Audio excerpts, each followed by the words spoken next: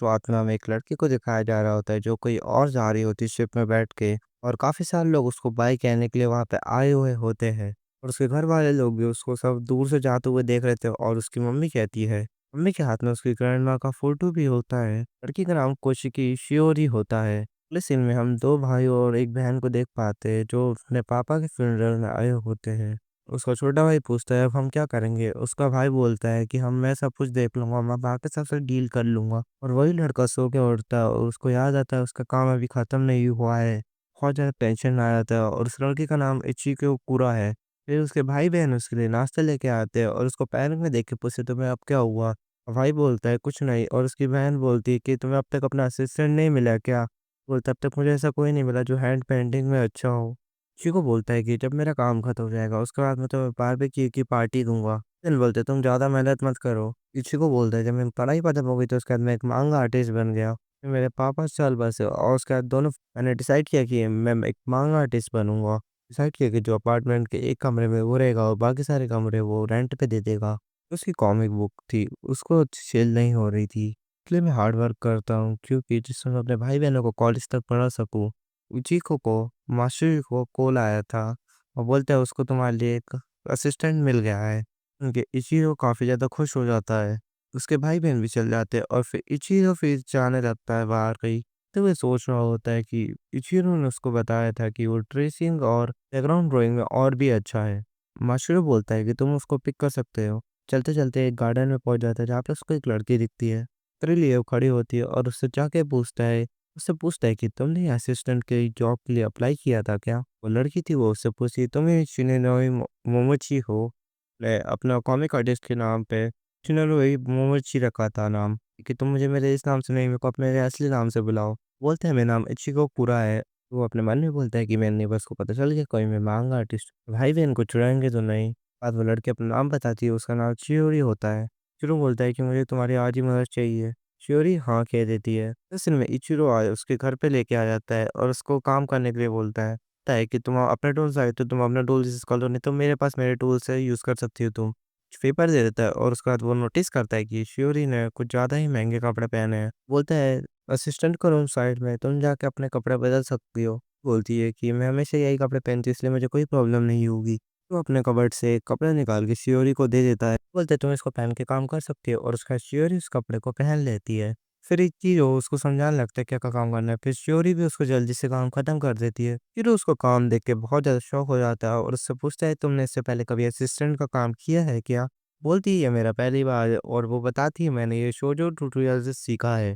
फिर इचिरो से काम माँगने लगती है और फिर इचिरो उसको और काम दे देता है और शियोरी उसको जल्दी से खत्म करके दे देती है।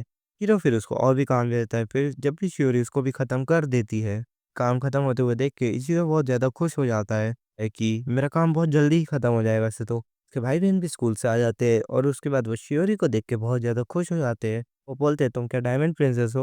वो बोल देते नहीं और उसके बाद इचिरो की बहन उस पे गुस्सा करने लगती है कि तुमने अब तक उसको एक भी ब्रेक नहीं दिया और उसको घर भी नहीं घुमाया अब तक इसको ब्रेक क्यों नहीं दिया? इचिरो बोलता है नहीं दिखाया अब तक और उसके बाद उसकी बहन बोलती है टेंशन मत लो अब मैं तुम्हें सारा घर घुमाऊँगी। फिर उसको घर का टूर देने लगते हैं और उसके बाद वो उसको असिस्टेंट का रूम दिखाते हैं और ये भी बताते हैं इधर कौन-कौन रहता है। बोलती है कि यहाँ पे मेरी कज़न चीची भी रहती है और उसके बाद घर का मालिक कौन है? हमारा बड़ा भाई। उसके बाद उसके भाई-बहन उसको डिनर के लिए चिरू पूछता है श्योरी कहाँ है? और उसके बाद उसके भाई-बहन बताते हैं कि वो असिस्टेंट रूम में अकेले खाना चाहती है। चिरू बोलता है कि मुझे इसे बाहर खाना खिलाने ले जाना चाहिए था।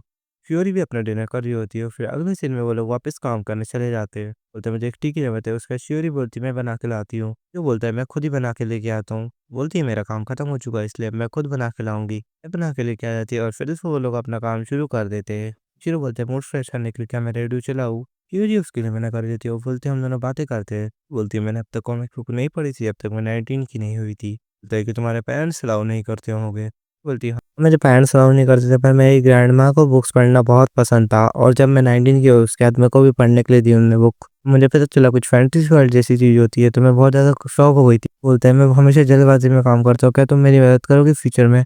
यूरी उसको हाँ बोल देती है और उसके बाद उन लोग का काम खत्म करने के बाद वो लोग सोने चल जाते हैं थोड़ी देर के लिए। 5 बजे उठ के फिर से वो अब लोग अपना काम करने लगते हैं। लोग को काम करते-करते रात हो जाती है और ये देख इचिरो बोलता है अब तुम रेस्ट ले सकती हो शियोरी।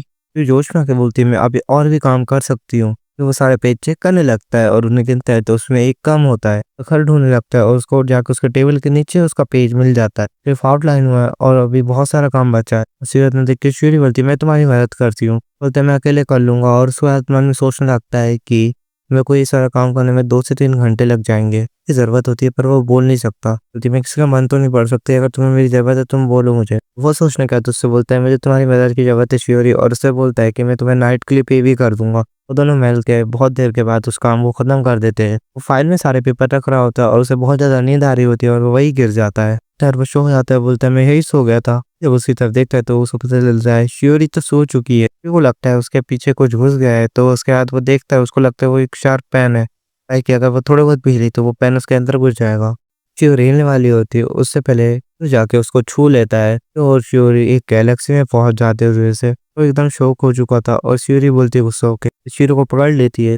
तुम इंस्टेंटली में से थ्रोन के साथ कनेक्ट हो चुके हो। ये हम दोनों के बीच में एक अनब्रेकेबल बॉन्ड बन चुका होता है। उनके जीरो को कुछ भी समझ नहीं आ रहा होता है। बोलती है, मैरिड पापा ही कर सकते हैं। ये मुझे विश्वास नहीं हो रहा, जब मैं सो रही थी तुमने मुझे छुआ।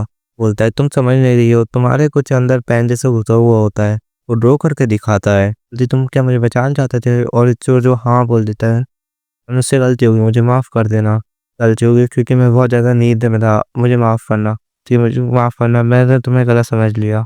थ्रोन वो तो एक टेल की तरह लग रहा था। बोलता है कि मुझे इससे टेल के बारे में पूछना चाहिए, वो उसको अच्छा नहीं लगेगा। और उसके बाद वो बोलती है कि हम दोनों ने कुछ दिनों पहले ही मिले हैं और तुम्हें कैसा लग रहा है इंसिडेंटली मेरे को छू के? ये है कि तुम्हें लकी फील हो रहा है क्या? बोलता है, हम दोनों कुछ दिन पहले ही मिले हैं पर मुझे पता चल चुका है तुम कितना अच्छा काम करती हो। मैं अभी जो उस वजह से बहुत ज़्यादा शर्मिंदा फील कर रहा हूँ। रॉकवर्थ था ना? श्योरी बोलती है, ये तो बहुत ज़्यादा ग्रेट एक्शन था टच करना। बोलता है, श्योरी तुम हो कौन? बोलती है, मैं म्यूचुअल कंट्री की प्रिंसेस हूँ। मैं इससे कभी मैरिड नहीं होना चाहती, इसलिए प्यार करना चाहती हूँ। करेंगे। फिर होके बोलता है, क्या होगा? ऐसे जोक मत मारो कि मैं तुमसे डर जाऊँ। मिल जाएगा बाहर। और फिर श्योरी बोलती है ये कि जो तुमने प्रिंसेस मांगा में ड्रॉइंग करी थी वो बहुत ज़्यादा सिंपल थी। कि मांगा से अपने लिए प्रैक्टिस कर रही थी और जब मैंने प्रैक्टिस करते हुए उसको बता के देखा तो वो कितने ज़्यादा मुश्किल था। है कि मैं तुम्हारी मांगास पसंद करती हूँ बहुत ज़्यादा। जो बोलता है कि ये बहुत ज़्यादा ही खराब साउंड कर रहा है। श्योरी बोलती है, पहले हम दोस्त बनेंगे, और उसका जो शौक हो जाता है और श्योरी बोलती है, मैं आशा करती हूँ कि हम लोग अच्छे से साथ में रहें। इचिरो इसमें ठीक है कहता है और यही